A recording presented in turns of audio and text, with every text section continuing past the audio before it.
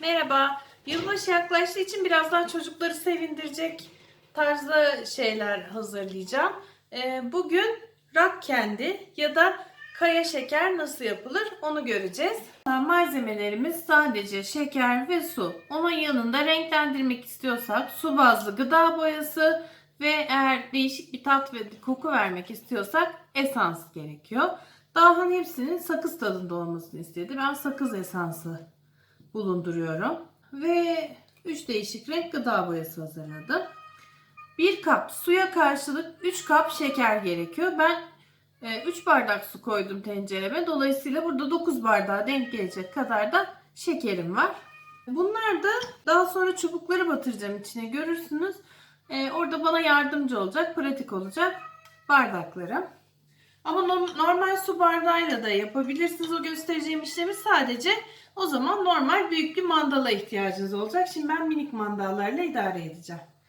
Şimdi öncelikle suyumuzu tencereye koyup kaynamaya bırakıyoruz. Suyum kaynamaya başladı.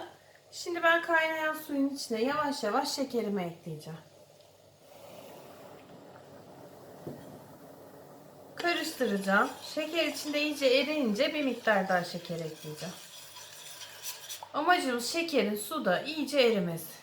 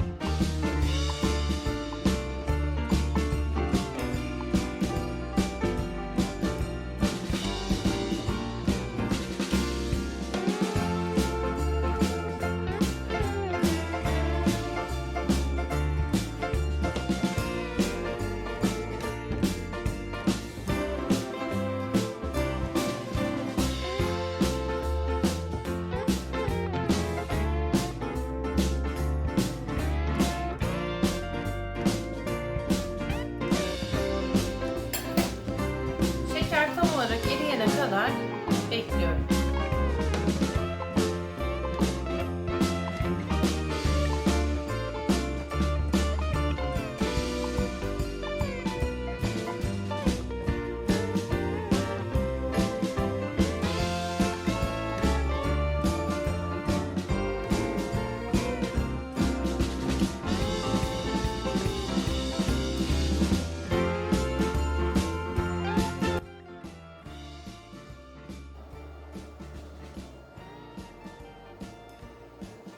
Şeker içerisinde tam olarak eridi. Artık ocağın altını kapatıyorum.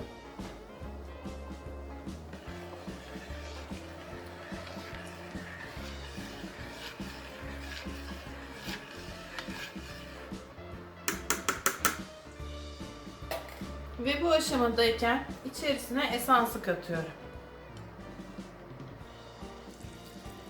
Eğer her birinin tadı farklı olsun isteseydim bu aşamada katmayacaktım. Bardakları böldükten sonra esans katacaktım ama şu anda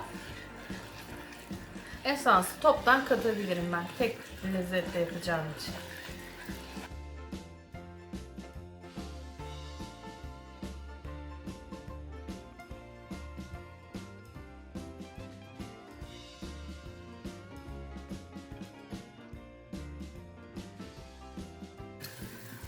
Artık tencereyi ocaktan alabilirim. Hazırladığım karışımı bardaklara kolay doldurabilmek için bu kabıma aktardım. Şimdi bardakları açıyorum.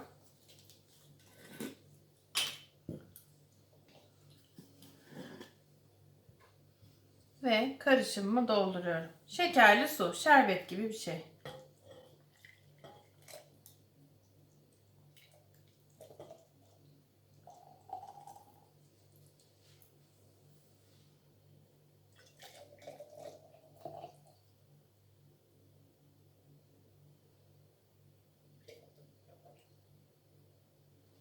Biraz daha var karışımımdan. Tencereden buraya aktaracağım.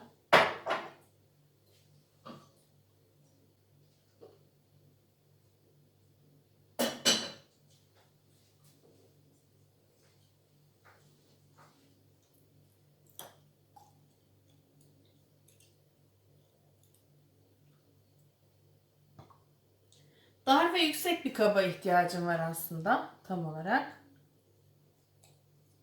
Evet, az bir miktar arttı. Onunla da GEOT denemesi yapabiliriz. Bu burada dursun. Şimdi her birinin içerisine gıda boyasını katacağım ve karıştıracağım. Bu sarı.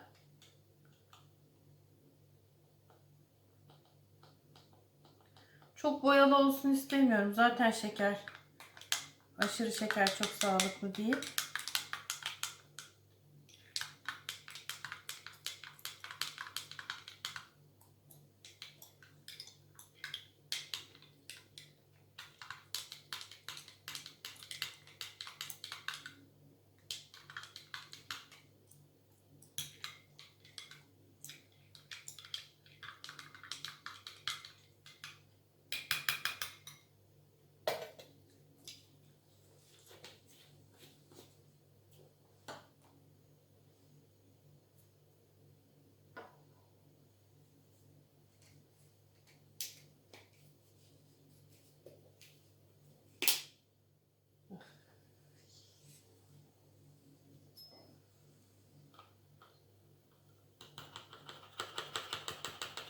Mavi çok baskın olduğu için eser miktarda toz olarak attım içerisine.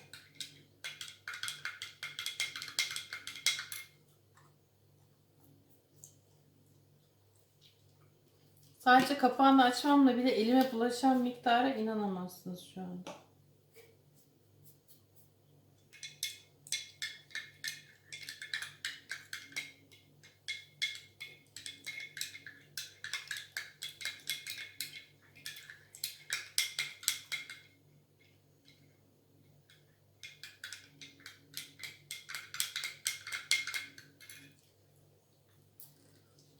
Maviye çok az daha ekleyeceğim. Çok milim milim ekliyorum çünkü gerçekten çok baskın. Ve fazla olduğunda ağzı da boyuyor. Çok rahatsız edici oluyor. O yüzden milim milim ekliyorum. Bu da gayet yeteri kadar boyalı oldu. Kapatalım.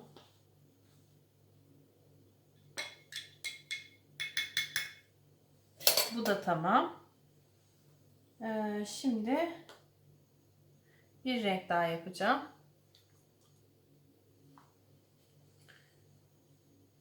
Çok az da kırmızı ekleyeceğim.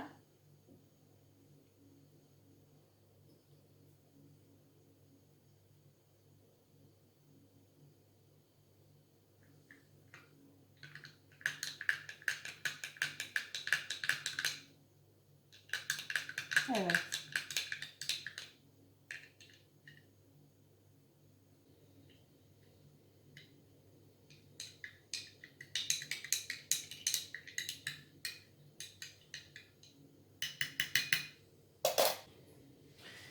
Evet, şimdi çubukları bunların içine daldırmadan önce bir işlemim daha var. Şunları öne alalım.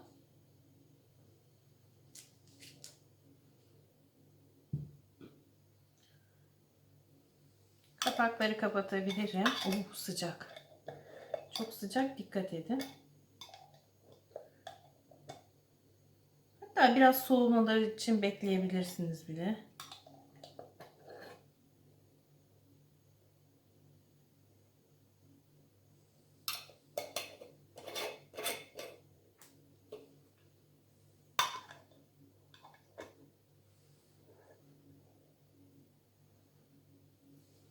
Şimdi çubukları bunlara batırmadan önce yapmam gereken bir işlem daha var. O da şöyle. Çubuğumu önce suya batırıyorum. Hatta hepsini aynı anda batırabilirim de. Çubuğumu suya batırıyorum. Islandıktan sonra tabaktaki şekerimin içerisine bunu daldırıp şekerle kaplanmasını sağlıyorum. Bir daha batırıyorum. Bir daha şekeri buluyorum. Bu şeker kristallerinin çubuğa tutunmasını sağlayacak.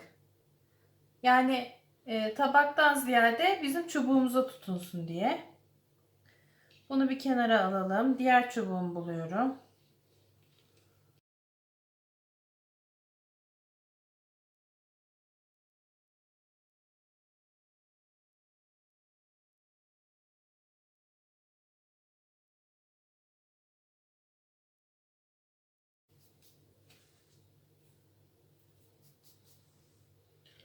Evet. Şu an çubuklarımın uç kısımları şekerle kaplanmış durumda. Bunlar birazcık daha soğuyup da çubuklar içine batırabileceğimiz hale gelene kadar bir de geof yapmayı göstereyim istedim. Yaptığımız şekerli karışımdan biraz artmıştı. Şimdi geof pastalar var. Böyle pastanın bir yüzünü hafif yarıyorlar. İçerisinden işte ametist geodu olur, farklı bir geodu olur. Böyle bir kısım çıkıyor. Kristalli bir kısım çıkıyor. Bunu da şekerden yapıyorlar. Şimdi onun pastanın içine yerleştirilmiş halini değil ama en azından geof kısmı nasıl yapılıyor onu göreceğiz. Pastaya yerleşmiş halini göstermek istemiyorum. Çünkü şu anda pandemi var ve pasta ne satabiliyorum ne hediye edebiliyorum. Kimsenin parti yapacak durumu yok. Dolayısıyla ben sadece figürleri yapıp gösteriyorum şu anda. Bir şey ziyan olmasın diye.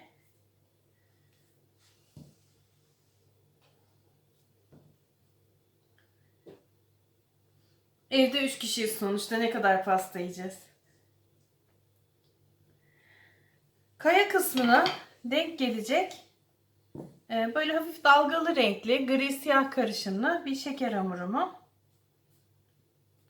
buraya yerleştiriyorum. Birazcık daha açabilirim. Çok ince olmasın. Sonuçta şekerli sıvıyı tutacak.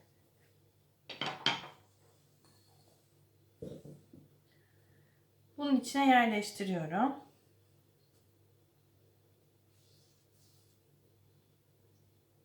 Sanki kırılıp ikiye yarılmış bir geot gibi olacak.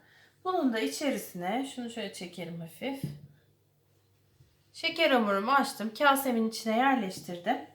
Bunun da içerisine hafif gıda boyası kattım.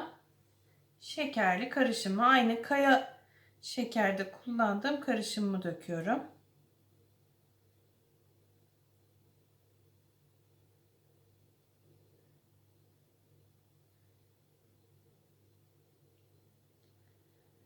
Bu biraz burada duracak. Dıştan içe doğru kristalleşmeye başlayacak. Aynı doğadaki gibi.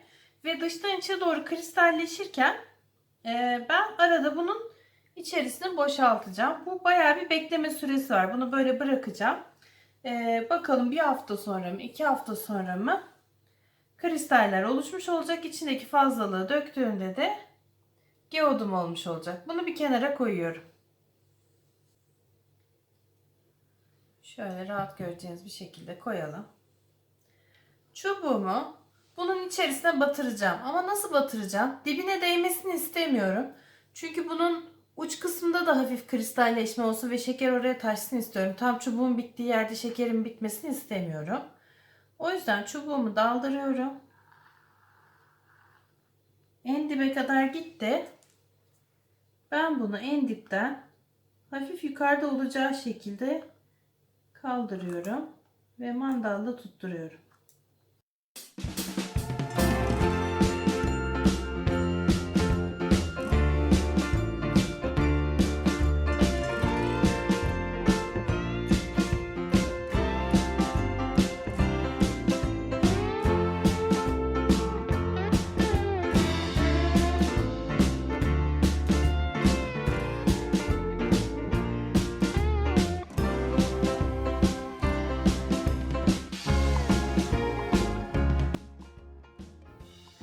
Yüksekliğinde kontrol edelim. Çok güzel. Evet. Bu şekilde bunları 5 gün ile 10 gün arasında beklemeye bırakacağım. Çubuklarımın etrafına şekerler yapıştığı zaman bunları buradan çıkaracağım. Şekerlerimiz hazır olmuş olacak. Diğer tarafta da geodum bekliyor. Biraz daha uzun süre bekleyecek. Hepsinin sonucunu bakalım ne zaman göreceğiz.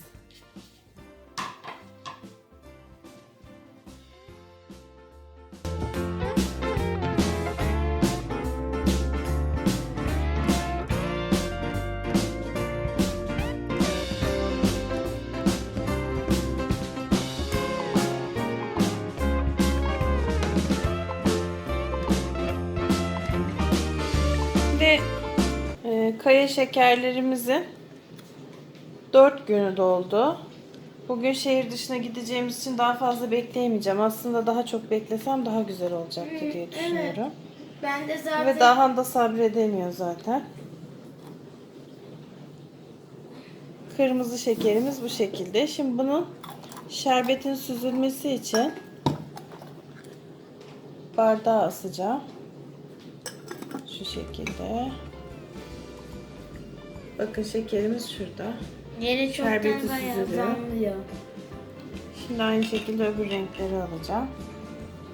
Biraz zayıf kalmış. Mavi olan epey küçük olmuş.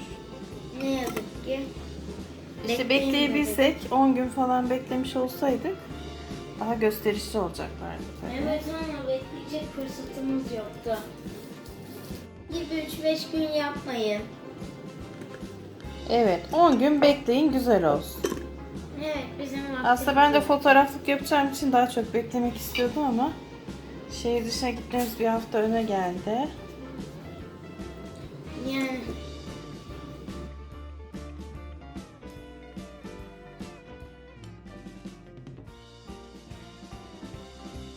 tadı çok güzel. Afiyet olsun.